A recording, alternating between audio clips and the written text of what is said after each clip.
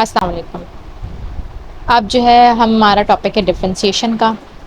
Differentiation या derivative, इसको बहुत ज़्यादा आपने नाम सुना होगा। जो है डेरिवेटिव डेरिवेटिव डेरिवेटिव, इसको बहुत सारों को ऑपरेट करना भी आता होगा और अभी आप इसको शायद फ़र्स्ट टाइम पढ़ेंगे। जो सेकेंड ईयर के स्टूडेंट्स हैं वो फर्स्ट टाइम पढ़ेंगे। और जो है इसके अलावा जिन लोगों ने भी इसके बारे में पढ़ा होगा उनको भी प्रॉब्लम ये होती है कि डेरिवेटिव को ऑपरेट करना तो हमने सीखा हुआ है, लेकिन डेरिवेटिव की यूजेस हमें नहीं पता है, एप्लीकेशन हमें नहीं पता कि कहाँ पर होता है डेरिवेटिव यूज़।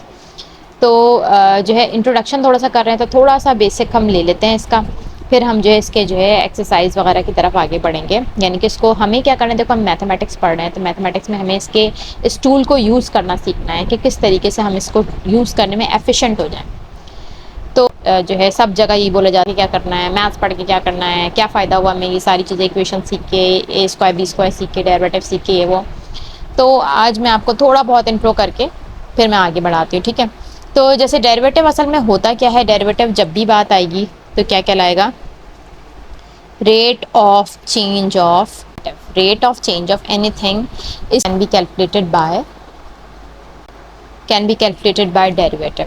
अब हम अगर थोड़ी सी एप्लीकेशन देखेंगे, भाई हम पढ़ रहे हैं, पढ़ने जाएंगे तो इसका क्या यूज़ होगा फाइंड करने में। तो सबसे पहले तो अगर आप, सबसे बड़ी चीज़ हमारे लिए क्या है, मनी है, यानी बिजनेस है, ठीक है। बिजनेस के अंदर जितने भी जो स्टॉक मार्केट के जो शेयर्स होते हैं, स्टॉक मार्केट के जो शेयर्स होते हैं, उनकी जो प्राइसिंग होती है, उसका जो घटना बढ़ना होता है, वो सब उसको भी डेरिवेटिव के ज़रिए ही फाइंड किया जाता है। अगर इसके अलावा जो है, मैं सिर्फ ऐसे ही रैंडमली बता रही हूँ आपको, इसके अलावा जो है जैसे कि बिज़नेस के अंदर ही अगर आप कोई नया प्रोडक्ट अपना लॉन्च कर रहे हैं, आपको उसका कॉस्ट प्राइस पता है, तो आपको फिर ये देखना है कि उसका सेलिंग प्राइस क्या रखें कि हमारे पास मैक्सिमम प्रॉफिट आए। कौन सा सेलिंग प्राइस रखा जाए कि हमारे पास उस कॉस्ट प्राइस पे जितने पे हमारा खर्चा आया है उस चीज़ का, उस पर हमारे पास मैक्सिमम प्रॉफिट आए। तो उसके लिए भी डेरिवेटिव काम आता है, ठीक है। Profit to find maximum profit, सही। थर्ड, बिजनेस के बाद हमारे पास क्या आ जाएगा, बिजनेस के बाद जो है मोस्ट फेमस फिजिक्स का जो मामलात है, मोशन, फिजिक्स का जो टॉपिक है मोशन, उसके अंदर जहाँ जहाँ भी है, जैसे rate of change of displacement is called velocity. तो rate of change of displacement यानी वो जो फाइंड करेंगे वो भी किसके ज़रिए फाइंड करेंगे, डेरिवेटिव के ज़रिए फाइंड करेंगे, D S upon D T, ठीक है। ये हमारे पास हो जाएगा वेलोसिटी या स्पीड के, ये रेट ऑफ चेंज फाइंड किया हमने। फिर जो है D V upon D T क्या कहलाएगा, ये एक्सेलरेशन कहलाएगा, ये हमने रेट ऑफ चेंज फाइंड किया डेरिवेटिव के ज़रिए, सही। तो मोशन के अंदर जितनी भी चीज़ें जो रेट ऑफ चेंज, मैंने बताया ऑलरेडी, रेट ऑफ चेंज जहाँ भी आएगा वहाँ पे हमें क्या करना है, डेरिवेटिव को अप्लाई करना है। अभी अच्छा, फिजिक्स के अलावा और क्या आ सकता है, हाँ एवरीडे यूज़ के अंदर जैसे कि आप ये करते हो, पेट्रोल वगैरह भराते हो, यानी कि rate of flow of water भी कह सकते हैं। यानी जो हमारे पास इसका फ्लो होता है, पेट्रोल का फ्लो जो होता है, उसका रेट भी चेक करते हैं किसके थ्रू, डेरिवेटिव के थ्रू। यानी कि एट पेट्रोल पंप वहाँ भी डेरिवेटिव यूज़ होता है। अच्छा, इसके बाद एक और हमारे पास आता है आर्किटेक्चर का जो सारा काम है, ठीक है। आर्किटेक्चर के काम के अंदर जो है जैसे एरिया वगैरह फाइंड करते हैं, एरिया फाइंड करना है तो हमें उसका चेक करना कि जो है कितने मिनिमम एरिया के अंदर कितना मैक्सिमम, कितना बेहतरीन स्ट्रक्चर डेवलप हो जाए, या किस तरीके से हम जो है मिनिमम एरिया को बेहतरीन तरीके से ऑक्यूपाई कर सकें। तो वो जो है उसको भी यूज़ करने के लिए, उसको भी फाइंड करने के लिए हमारे पास डेरिवेटिव का काम आता है। अच्छा, और जो है, और इसके अलावा जो ज्योग्राफी वगैरह के अंदर जो है कोई स्टोन, तो स्टोन एज फाइंड करने के लिए भी क्या यूज़ होता है, डेरिवेटिव यूज़ होता है। कोई माउंटेन वगैरह है उसका अगर स्लोप फाइंड करना है, ठीक है, स्लोप ऑफ माउंटेन कि भाई कितनी ऊंचाई है, सारा चीज़ भी फाइंड करेंगे तो हम किससे फाइंड करेंगे, डेरिवेटिव से। में माउंटेन आ गया है तो ट्री आ गया, ट्री का जो बढ़ना घटाना होता है वो सारी चीज़ भी फाइंड करने के लिए हमारे पास क्या आएगा, हाइट ऑफ या हाइट ऑफ ट्री कि कितना बढ़ रहा है कितना कम हो रहा है। तो वो सारी चीज़ फाइंड करने के लिए भी हमारे पास क्या यूज़ होगा, डेरिवेटिव यूज़ होगा। तो ये जितने मेरे जहन में अभी आ रहे थे तो उतने मैंने आप लोगों को बता दिए, ठीक है। बिजनेस बता दिया, फिज़िक्स बता दिया, जो है फ्लूइड डायनेमिक्स, फ्लूइड के अंदर बता दिया, आर्किटेक्चर में बता दिया, ज्योग्राफी के अंदर बता दिया, ठीक है। बहुत जितने मेरे जहन में है उतने मैंने आपको यूजेस बता दिए, यानी कि डेरिवेटिव का एक वाइड यूज़ है जो हमारी जो मॉडर्न वर्ल्ड है इसके अंदर। अच्छा, अब इसके बाद मैं जो नेक्स्ट वीडियो बनाऊंगी ना, तो मैं जितने अगर मेरे जहन में अभी आए थे इसके यूजेस, उनमें से एक एक को एग्जाम्पल के थ्रू पूरा समझाऊंगी, है ना, क्योंकि मुझे तो क्लास आगे बढ़ानी, डिफ्रेंशिएशन को, टूल को इस्तेमाल करना सिखाना है, ठीक है। तो इसलिए सिर्फ अभी मैंने इसका रैंडम इंट्रोडक्शन आप लोगों को दिया है, ताकि एक जहन में बैठ जाए कि डेरिवेटिव के यूजेस एवरीडे लाइफ के अंदर होते हैं, और हम जो भी चीज़ मैथ्स वगैरह में पढ़ रहे हैं उसका बहुत ज़्यादा यूज़ है। अच्छा, तो अब हम जब हम डिफ्रेंशिएशन को हमें क्या करना है, यूज़ करना है, तो हम थोड़ा सा उसका मैथमेटिकल अंदाज पढ़ते हैं कि मैथमेटिकल वे में इसको कैसे, नोटेशन वगैरह क्या होती है, ठीक है, तो वो देखते हैं। अच्छा, अगर इसको हम यूँ ले लें कि एक कर्व हम ले रहे हैं, कहीं से भी जा रहा है, यूँ यूँ यूँ, ठीक है, कर्व है, सही है। अभी यहाँ से लेकर यहाँ तक का पॉइंट हो गया, ठीक है, ये 2 पॉइंट हैं, ये P1 पॉइंट हो गया, P2 पॉइंट हो गया, इसका कोऑर्डिनेट हो गया, P1 का हो गया ये x2 y2 हो गया, इसका हो गया कोऑर्डिनेट x1 y1 मैंने ले लिया, ठीक है।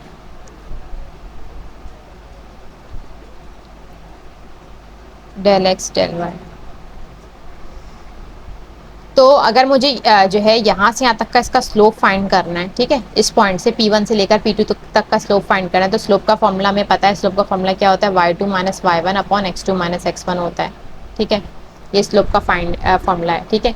और यही क्या है, चेंज बता रहे हैं, यहाँ से यहाँ तक क्या चेंज आया, तो यही चीज़ क्या कहलाती है, चेंज कहलाता है, ठीक है। तो अगर मैथमेटिकली शो किया जाए तो स्लोप जो होता है वो क्या होता है, डेरिवेटिव होता है, ठीक है। और स्लोप को टेंजेंट थीटा के बराबर भी लिखते हैं, यानी कि सब इसकी नोटेशंस हैं, ये सब एक दूसरे के बराबर है, सही। तो मैथमेटिकली जो है स्लोप जो है क्या कहलाएगा, डेरिवेटिव कहलाएगा, सही है। जैसे कि इक्वेशन है, the equation y equal to F X, the equation y equal to F X generally show करती है रिलेशन बिटवीन 2 वेरिएबल्स, ठीक है। तो ये जो एफ एक्स है ना, एफ एक्स ये हमारे पास क्या कहलाएगा, इंडिपेंडेंट, यानी x जो है हमारे पास वो क्या कहलाएगा, इंडिपेंडेंट वेरिएबल कहलाएगा।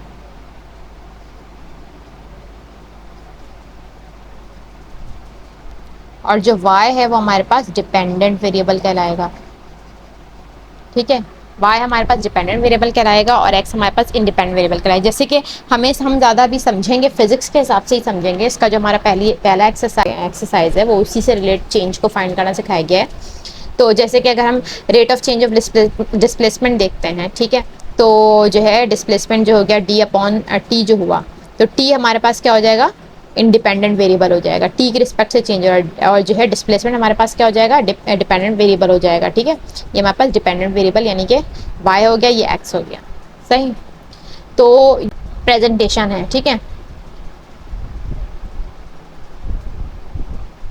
जैसे कि कोई फंक्शन हमारे पास है, जैसे हमारे पास है y equal to F of X बराबर है 3x प्लस 4 है, ठीक है। ये एक फंक्शन, ये हमारे पास जो है फंक्शन गिवन है, सॉरी y सारे के अंदर हमारे पास क्या कहलाएगा, डिपेंडेंट वेरिएबल कहलाएगा, और x हमारे पास क्या कहलाएगा, इंडिपेंडेंट वेरिएबल कहलाएगा।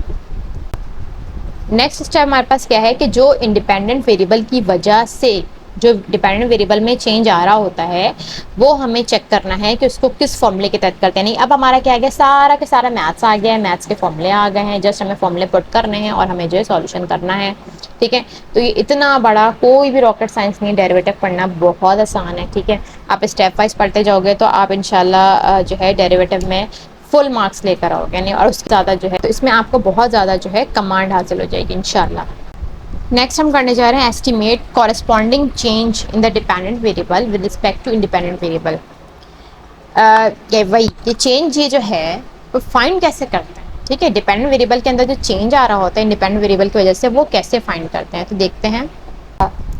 Late y equal to F x is a function if del X is small change in independent variable x। y जो फंक्शन ऑफ x है, ठीक है, ये मैंने शॉर्टली फंक्शन लिखा है। अगर डेल एक्स क्या है, स्मॉल चेंज है, डेल्टा एक्स स्मॉल चेंज है इंडिपेंडेंट वेरिएबल एक्स में, यानी इंडिपेंडेंट वेरिएबल एक्स में जो चेंज हो रहा है उसको डेल्टा एक्स का नाम दिया गया, तो उसका जो कॉरेस्पॉन्डिंग चेंज जो उसके डिपेंडेंट वेरिएबल वाई के अंदर आएगा उसको डेल्टा वाई से डिनोट किया गया है। तो फॉर्मूला हमारे पास क्या है, delta Y equal to F X plus delta X minus F X. अगर क्या चीज़ हो रही है, चेंज जो हो रहा है वो इंक्रीमेंटेड हो रहा है, यानी कि इजाफा हो रहा है। चेंज क्या हो रहा है, इजाफा हो रहा है। जैसे 2 से 2.3 स्पीड होगा, ये 2.5 होगा, इस तरह से। अब क्या होगा, if y is a function of x, if del x is small change dependent variable, then the corresponding change in y will be delta y। Small change क्या हो, ये स्मॉल चेंज क्या हो, वो डिक्रीमेंटेड हो। तो अगर ये स्मॉल चेंज डिक्रीमेंटेड होगा तो फिर फॉर्मूला क्या बनेगा हमारे पास डिक्रीमेंटेड के लिए, डेल्टा y बराबर है F x minus F x minus delta x. तो ये बस फॉर्मूला है। तो हम थोड़ा सा ये जो स्मॉल चेंज फाइंड करना है, पहले हम इसको फाइंड करने के लिए कोई एग्जांपल या सवाल कर लेते हैं, ताकि हमें जो इसको अच्छी तरीके से समझ में आ जाए। इसके अंदर पूरा जो समझाया गया वो फिजिक्स के हिसाब से करवाया गया है, यानी उसकी एग्जांपल के थ्रू ही करवाया गया है, ठीक है। तो समझो जो हमने एप्लीकेशन उसमें सीखनी, तो उसमें एक एप्लीकेशन तो हम इसके अंदर सीख रहे हैं, ठीक है, कि रेट ऑफ चेंज कैसे फाइंड। मैं क्या करवाती हूँ, चेंज जो फाइंड करना है डेल्टा एक्स या डेल्टा वाई जो फाइंड करने का तरीका है, वो मैं एक क्वेश्चन करवाती हूँ आप लोग। अच्छा, क्वेश्चन हमारे पास क्या है, if y बराबर है x cube plus 1, then calculate the corresponding change in y when x is incremented from 1 to 1.01। अगर x के अंदर चेंज में इजाफा हुआ है 1 से 1.01 का, तो आप ज़रा y का चेंज तो फाइंड करके दें। तो since x is incremented from 1 to 1.01, therefore the change in independent variable x is क्या होगा, बड़ा नंबर जो है उसमें से माइनस होगा छोटा नंबर, ठीक है। यानी कि फॉर्मूला क्या निकलेगा, x2 माइनस x1 जब हम फाइंड करेंगे तो हमारे पास डेल्टा x का आंसर आ जाएगा, ठीक है। हमेशा पॉजिटिव ही लिया जाता है। तो now the corresponding change in y will be, ये फॉर्मूला हमने अभी किया था। इंक्रीमेंटेड के लिए फॉर्मूला ऐसे लिखेंगे F X plus delta X minus F x, और जो है डिक्रीमेंटेड के लिए क्या लिखेंगे, F x minus F x minus delta x, ठीक है। यानी इंक्रीमेंटेड का डिक्रीमेंटेड का फॉर्मूला क्या है, F x minus F x minus delta x है, ये इंक्रीमेंटेड का फॉर्मूला है, ठीक है। तो बस डेल्टा वाई अगर हमें फाइंड करना है तो हम इसके अंदर ज़रा वैल्यू तो पुट करते हैं। एक्स हमारे पास असल में क्या है, 1 है, ठीक है। उसके अंदर इजाफा कितना हुआ, 0.01 का इजाफा हुआ, माइनस एफ एक्स कितना है, यानी एफ एक्स कितना है, 1 है, ठीक है। तो ये कितना बन जाएगा, एफ 1.01 माइनस एफ 1, ये हो गया डेल्टा वाई। तो इसकी वैल्यू क्या हो जाएगी, f1 पॉइंट। अच्छा, इसको जो फंक्शन की वैल्यू पुट करने का तरीका जो हम फंक्शन एंड लिमिट्स के चैप्टर में जो है हम पढ़ चुके हैं, ठीक है। तो हम इसमें इसको यूज़ करेंगे खाली कि जैसे एक्स क्यूब प्लस 1 है तो f 1.01 है, तो इस फंक्शन के अंदर जहाँ जहाँ ये फंक्शन ऑफ x है ना, ठीक है, ये फंक्शन ऑफ x है, इसकी फॉर्म है। तो इसमें जो है जहाँ जहाँ हमारे पास वैल्यू x है, वहाँ वहाँ हम इसका जो हमारे पास यहाँ पे वैल्यू आई है क्या है, 1.01 है, वो पुट करके लिखें। यानी कि 1.01 का क्यूब प्लस 1 फॉर्मूले का माइनस, यहाँ पे 1 है तो यहाँ पर जो है हम इससे लेके क्या करेंगे, 1 का क्यूब प्लस 1, ठीक है, माइनस 1 का क्यूब प्लस 1। इस तरीके से हमने फंक्शन के अंदर वैल्यू पुट करनी है। तो 1.01 का क्यूब हम कैलकुलेट करके प्लस 1 कर लेंगे, ठीक है। और जो है उसके बाद जो है माइनस यहाँ पर लिखेंगे 2 आ गया, ठीक है। अब हम जो है इसको हमने जो है क्यूब कैलकुलेट करके 1 ऐड करके यहाँ पे आंसर कैलकुलेटर से लिख दिया। फॉर्मूले का माइनस अपनी जगह पर है, यहाँ पे 1 का क्यूब 1 होता है, 1 + 1 2 आ गया answer.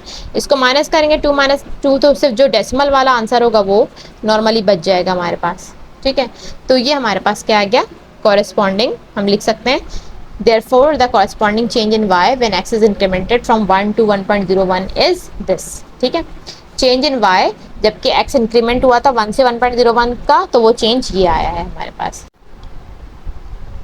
Concept of rate of change, तो concept of rate of change क्या होगा, अगर y equal to f f x is a function है और delta x and delta y equal to F of x function है और delta x और delta y जो है चेंजेस हैं इंडिपेंडेंट वेरिएबल और डिपेंडेंट वेरिएबल में रिस्पेक्टिवली, यानी डेल्टा x इंडिपेंडेंट का है और डेल्टा y डिपेंडेंट वेरिएबल का चेंज है, जिसके हम पहले पढ़ चुके हैं।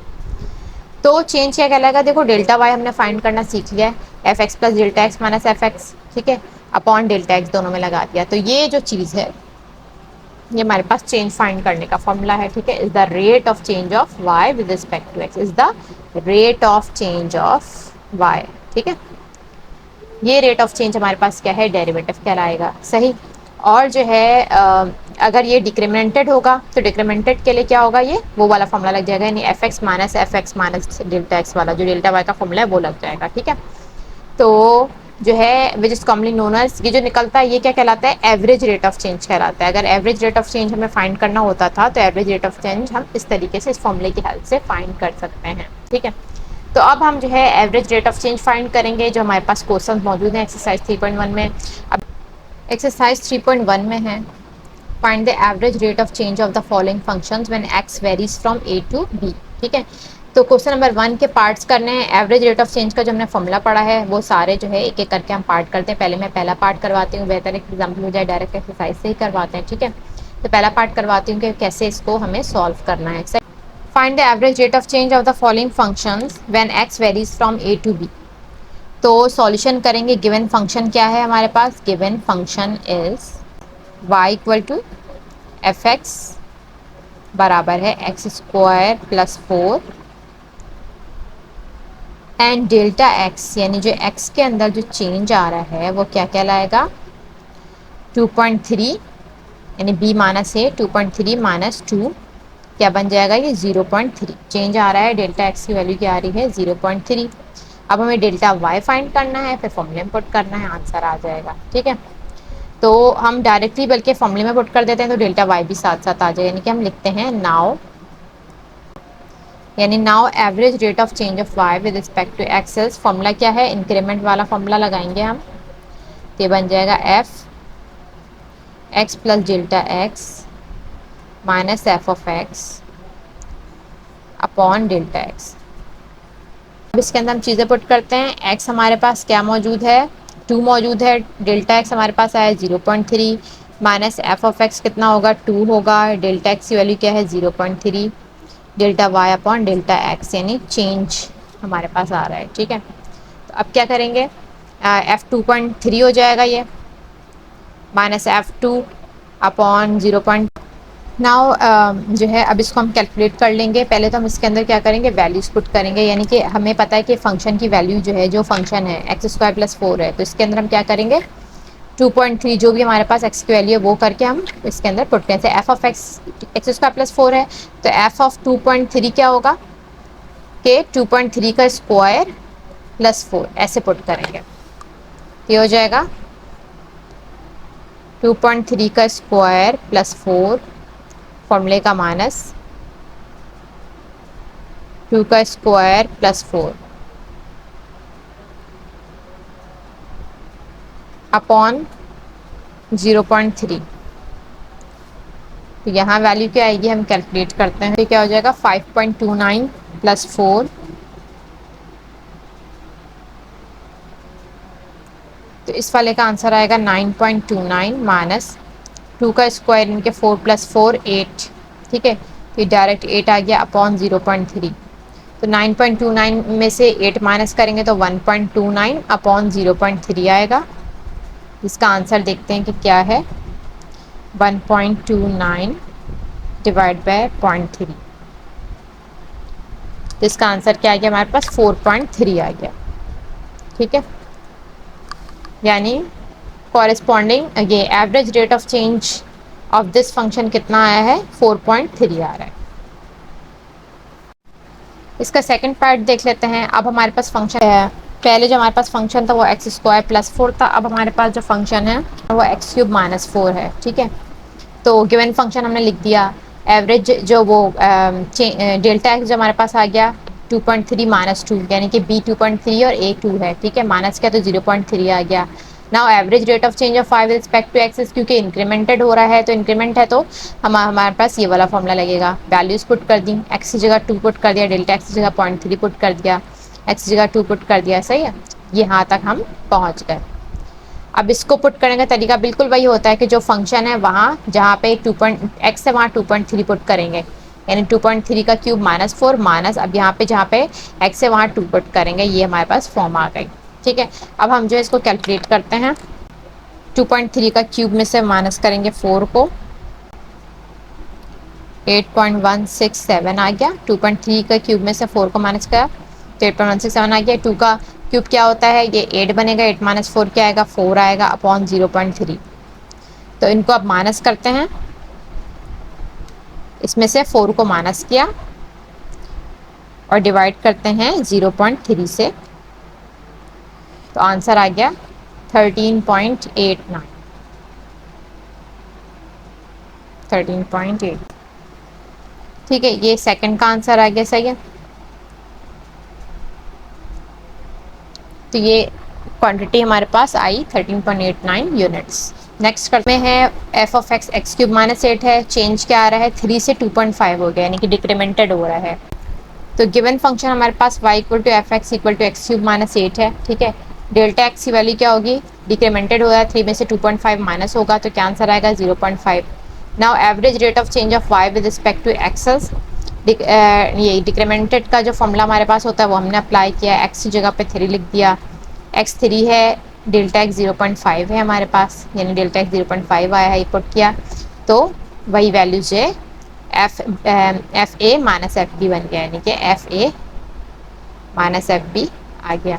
ठीक है, अपॉन ये जो भी हमारे पास डेल्टा एक्स वैल्यू है वो आ गई। तो हम क्या करेंगे, अब वही एफ थ्री की जो वैल्यू है वहाँ पे हम जो हमारे पास फंक्शन है उसमें एक्स क्यूब की जगह, यानी एक्स की जगह 3 पुट करेंगे, 3 का क्यूब माइनस का 8। ठीक है, तो हमने 3 का क्यूब माइनस 8 पुट किया और 2.5 का क्यूब माइनस 8 हमने वैल्यू पुट की। 3 का क्यूब क्या होता है 27, 27 में से 8 माइनस करेंगे तो 19 आ जाएगा, माइनस इनका देखते हैं कि 2.5 का क्यूब में से 8 माइनस करना है, 2.5 के क्यूब में से 8 माइनस करना है तो क्या बन जाएगा 7.625 अपॉन 0.5। ये आंसर आ गया हमारे पास, माइनस करने के बाद डिवाइड करके 22.75 यूनिट्स। ठीक है, तो एवरेज रेट ऑफ चेंज जो हमारे पास है वो 22.75 यूनिट्स आ गया।